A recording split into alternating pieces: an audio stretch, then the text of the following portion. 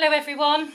I have been doing a lot of thinking about ADHD and autism in women, particularly in what's classified as gifted women. So I think that's generally where IQ is above 130.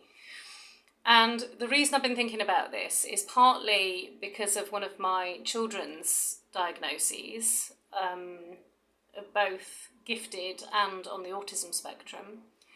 And the fact that the psychologist acknowledged that gifted girls often don't get a diagnosis of ADHD until they're teens because they're so bright that they can figure out all the masking strategies and they're socially sharp, and that often you have to wait until things get really, really tough when they're in their teens. So whilst they can see traits of ADHD at home, they cannot see them at school, even though they acknowledge it's probably there.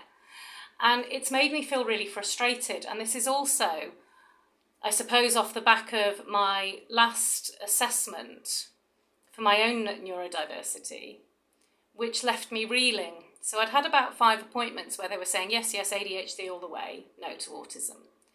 And the last one I had was a man who, in my opinion, had 0 social skills, and to me, I did not feel safe sitting in a room on my own with him. So he asked me questions, and every time I got a 1 or 2 word answer out, he'd then cut me off and refuse to let me expand. And he was asking questions like, did you fail at school?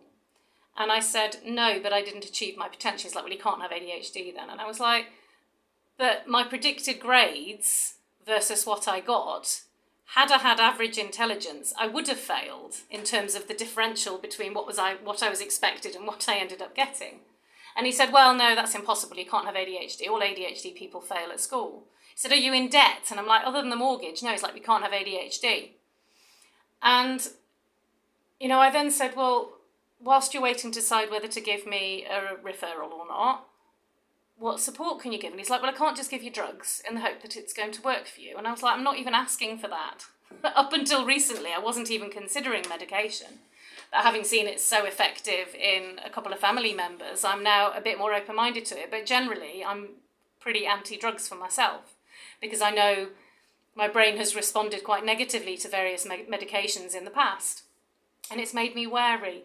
And I've also seen family members medicated inappropriately in ways that didn't work for them and made them not happy people. And it's made me question diagnosis particularly and how effective it is, especially when you're medicating someone.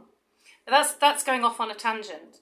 My issue with this man is that he did not seem to understand how ADHD or autism present in women at all. And secondly, and I don't like the use of the word gifted, it bothers me, but my daughter's psychologist was quite adamant that that's the word she'd use about me.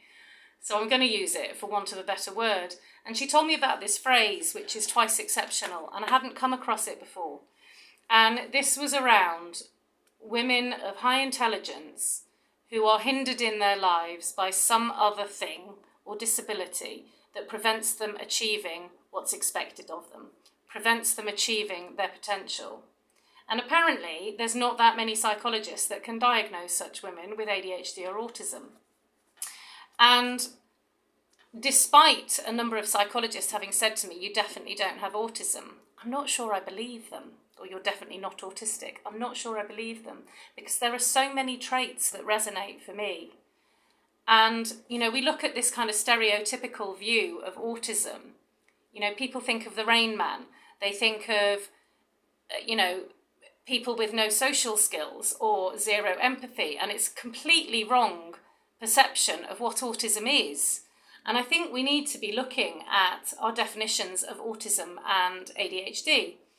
Because to me, it's not about the social skills or empathy.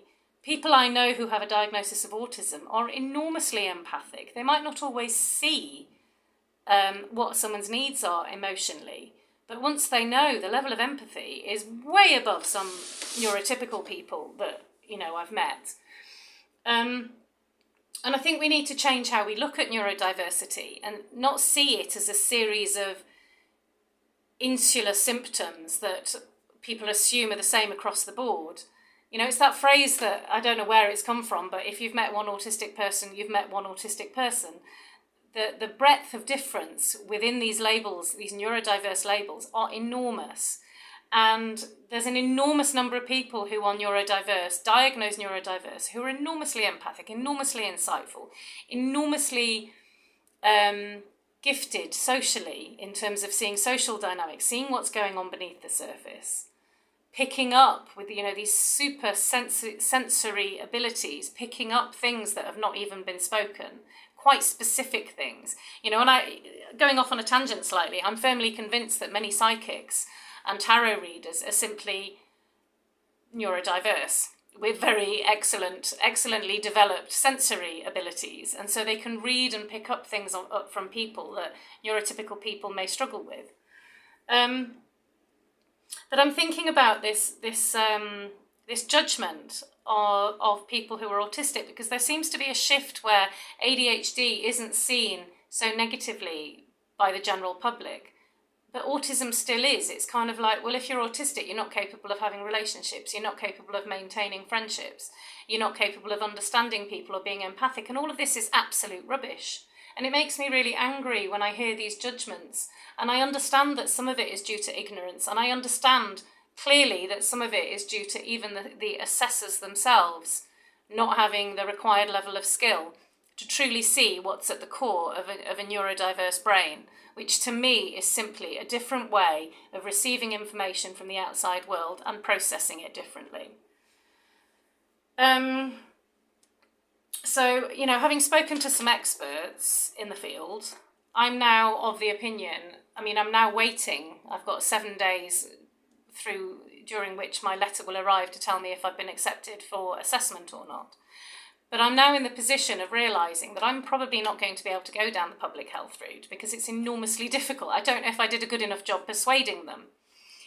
This wonderful woman I met tutored me in the art of communicating with the public health system as an intelligent woman in terms of how to get an actual referral assessment approved. And I don't know if I did it well enough. I don't know if I was able to express myself clearly enough. And it annoys me that these people that are going to be potentially assessing me may not get what ADHD looks like in someone who has spent a lifetime developing strategies that are now failing. It's like you can't get a good credit rating unless you've been in debt and had to borrow lots of money and proved you can pay it back. And that's kind of what I feel it's like with ADHD. I don't have enough debt to prove that I'm capable of paying it back. I don't have enough failure in the eyes of most people to prove that I've got ADHD. Yet there are so many areas where I did not achieve my potential, was not able to sustain a relationship until my 30s, was not able to keep a job for longer than a couple of years. I required that constant change, that shift. I moved house 10 times in 10 years. It's these things that are exhausting and don't fit into the norm, that are not viewed as valid indicators of having had ADHD, other than by maybe the minority that really understand different ways of presentation of ADHD and autism. So I don't know how this process is going to go, and I haven't really shared much about this last stage of my assessment, which was appalling. I left feeling belittled, unheard, unseen. It was horrendous, and I don't wish that on anyone. I wasn't allowed to speak. Literally after 1 or 2 words, he spoke over me and refused to allow me to continue talking. And, it feels like this kind of double-edged sword of being a woman and being intelligent. They often feel like curses, and they shouldn't do. They really shouldn't do.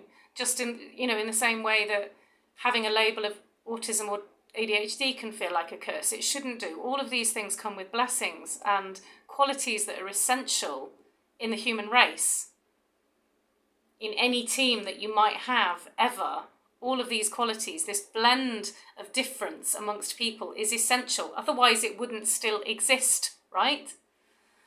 So I'm feeling quite irritated today. I want us to get beyond this narrow-minded perception of what neurodiversity is and move into an era of greater acceptance, greater acknowledgement of skills and qualities, and greater understanding about what neurodiversity actually is, rather than what the media has portrayed it to be.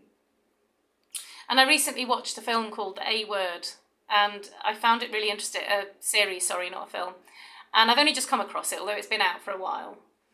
And I found it really interesting because I could see the threads of neurodiversity that ran within the whole family, but wasn't acknowledged openly.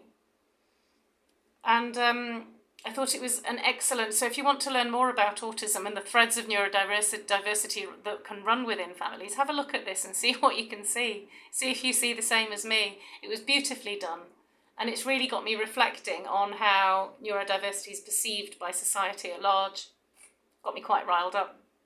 Anyway, I hope this has given you food for thought and also extra language that you can use around neurodiversity, particularly if you want to research it yourself. And I will keep you updated with my own assessment journey as and when it happens, and the outcomes of it. Take care, everyone.